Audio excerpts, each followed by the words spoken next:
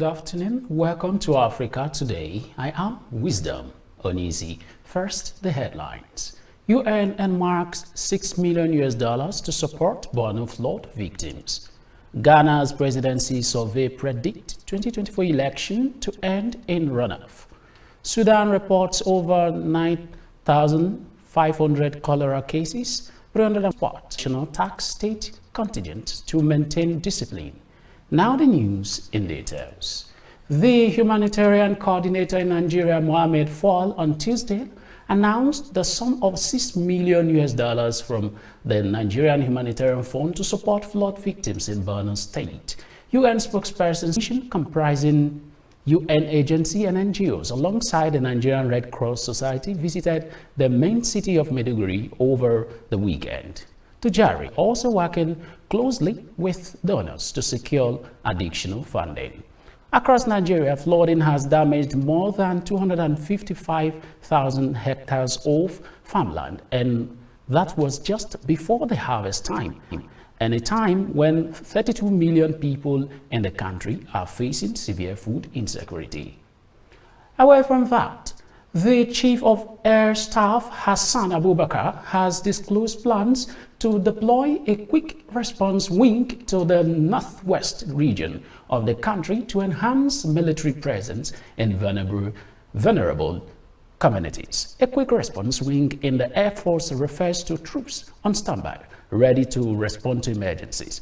Abubakar, according to statement on Tuesday by the Deputy Director of Public Relations and Information for the Nigerian Air Force, Group Captain Kabiru Ali, made this disclosure during an operational tour of the air component of Operation Hadaji and the 213 forward operating base in Katsina State.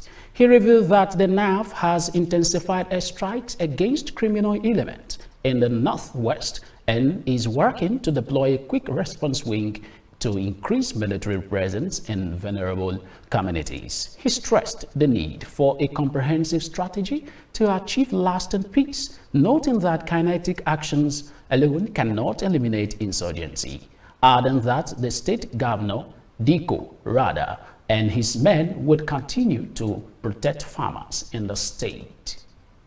Let's also have you know that at least 7 people have lost their lives to a cholera outbreak in Yola North local government area of Adamawa State, while 71 others has been hospitalized.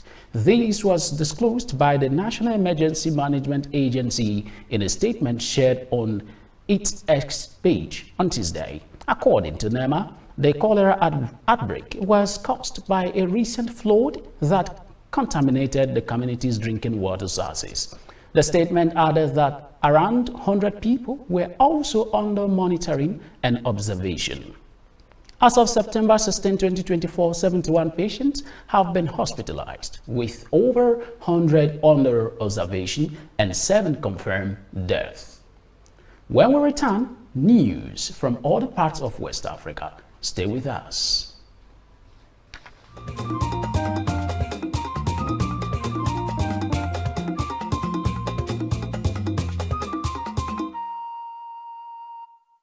Welcome back. Now news from other parts of West Africa. In Ghana, a recent survey conducted by the Office of the President indicates a likely runoff in the upcoming presidential election.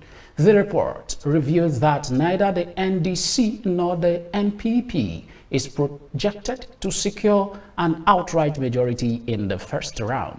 The survey, which included views from over 25,000 voters across 276 constituencies, showed that 80% of participants have already decided which party they will support. The survey was led by Isaac Owosu, the Director of Research at the Presidency. The survey findings suggest a split in voters' preference, with 46.3% of respondents prepared to vote for the NDC and the same percentage for the NPP, indicating that neither the party is likely to achieve a clear majority. Let's also have you know that a military training camp in Mali capital was attacked early Tuesday, that is today, the army said. Marima Shagara, Deputy Director of the Army's Communication Service, said it received reports of an attack on the Gadmel Training School in Bamako, but had no further information. Mali, along with its neighbors Burkina Faso and Niger, has for over a decade battled an insurgency fought by armed groups, including some allied with Equatorial and Islamic State group. Following military coup in all three nations in recent years, the ruling juntas have expelled French forces and turned to Russian mercenary units for security assistance instead. Attacks in central and northern Mali are increasing. In July, approximately 50 Russian mercenaries in a convoy were killed in a caudal ambush. We move to other parts of Africa after this break. Stay with us.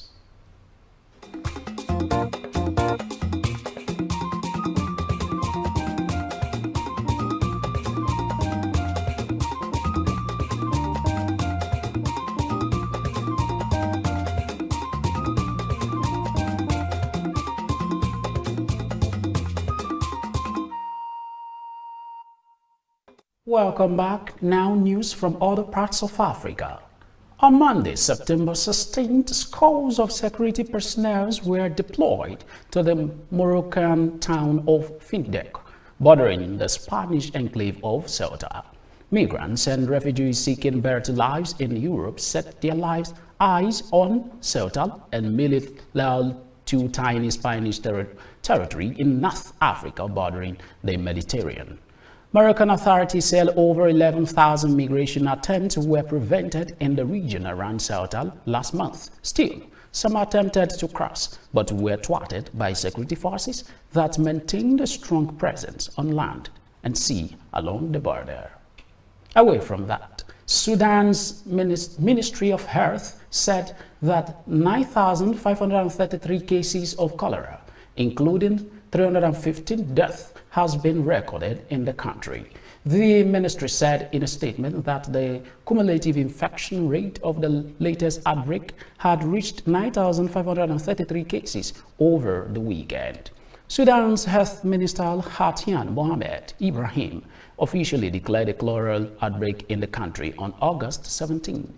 The ministry attributed the spread of cholera to deteriorating environmental conditions caused by the war and the use of unclean water. Up next is business. Stay with us.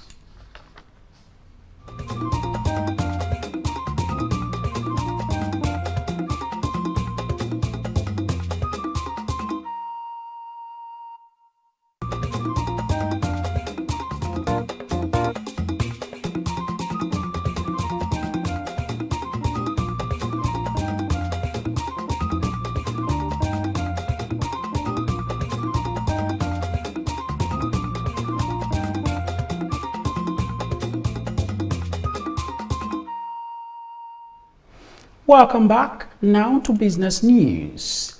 Nigeria's President Bola Tinubu has pledged his commitment to assist the National Identity Management Commission in establishing an efficient digital identity system.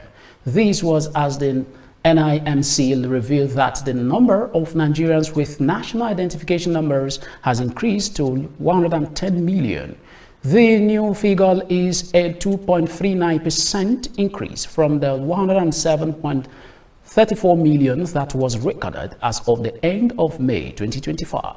Tinubu stressed that every Nigerian unique proof of identity underscores their fundamental rights to protection, sustenance, and support as recognized members of society, regardless of their location. Represented by the Secretary to the Government of the Federation, Judge Akume, the President spoke at the National Day of Identity organized by the NIMC in Abuja on Monday. The event was to commemorate the 6th edition of the National Day of Identity themed Digital Public Infrastructure, enabling access to services. Still on business news, the Nigerian Extractive Industries Transparency Initiative has stated that the Federation Account Allocation Committee disbursed 3.473 trillion naira to the three ties of government in the second quarter of 2024. This reflects an increase of 46.77 billion naira, that is 1.42%, 42%, I beg your pardon. Compared to the first quarter of 2024, the agency stated in a statement on Monday. The statement, signed by its Assistant Director of Communication and Advocacy, Chris Ochonu, noted that these figures were part of NATI's latest quarterly report on Federation Account Revenue Allocation for Q2 2024. Unveiling the report in Abuja, the NATI Executive Secretary Obunaya Orji emphasized that the quarterly review aims to highlight the sources of funds into the Federation account and factors affecting the growth or decline in revenues and distribution over time. He said the federal government received 1.102 trillion naira, representing 33.35% of total allocation, while 36 states received 337 trillion naira, that is 40.47%, and 774 local government councils shared 864.98 billion naira, that is 26.18%. Still on business news, let's have you know that the 7th Director General of the WTO, Ngozi Okonjo-Iweala, announced her candidacy for a new term on Monday, September 16th. The former Nigerian finance minister told newsmen she hopes to complete unfinished business from her first mandate. Her term of office will expired August 31st, 2025. Some analysts believe her early bid is meant to secure her second term ahead of the U.S. presidential election in November. By tradition, the WTO chooses its Director General by consensus, with all 165 members having to approve a candidate. Still to come is sport. Stay with us. This is Hillstv.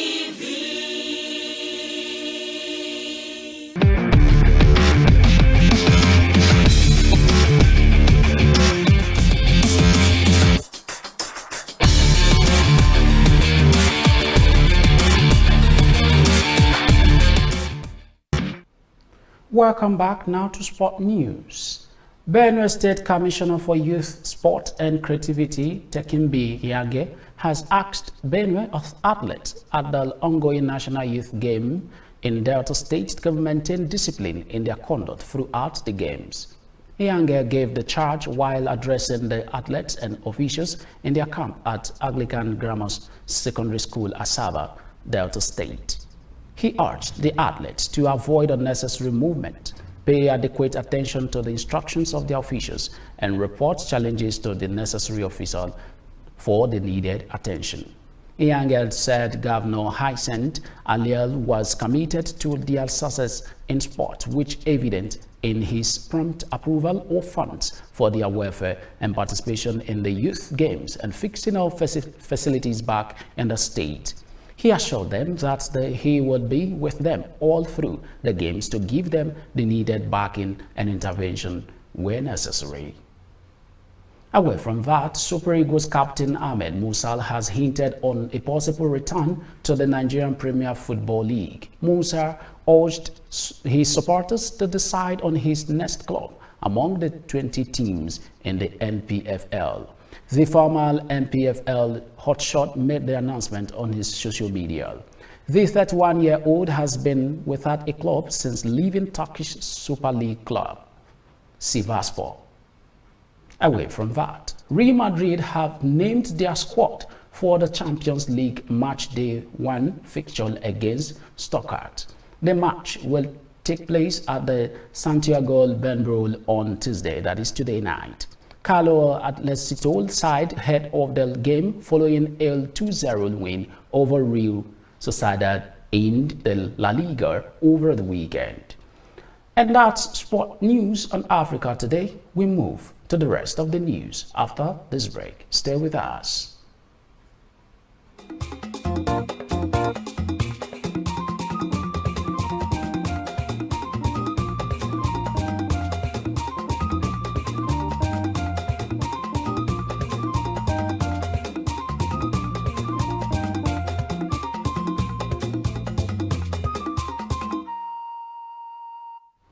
Welcome back. Now the rest of the news. The Christian Association of Nigeria (CAN) has called on the federal government to urgently tackle the issues of insecurity and economic hardship ravaging the country. CAN President Daniel Okol made this call in his message to facilitate Muslims celebrating the Eid al-Mulad, the birth of Prophet Muhammad. Archbishop Okol urged Nigerian leaders to prioritize policies that will ease the suffering of the populace and ensure justice and equity for everyone. The cleric emphasized the importance of fostering peace and understanding, urging all religious leaders to continue promoting messages of tolerance and coexistence. And that's Africa Today. But before we go, here are the headlines again. We told you that the UN earmarks $6 million to support Borno flood victims. We brought to you that Ghana's presidency survey predicts 2024 election to end in a runoff. We also informed you that Sudan reports over 9,500 cholera cases, 315 deaths. And on sport, we informed you that Benue Sport Commissioner tasked state contingents to maintain discipline. Remember to visit us on Facebook at Hillstv Abuja, Instagram at Hillstv Abuja, and subscribe to our YouTube channel at Hillstv. I am Wisdom Onisi. Thanks for watching.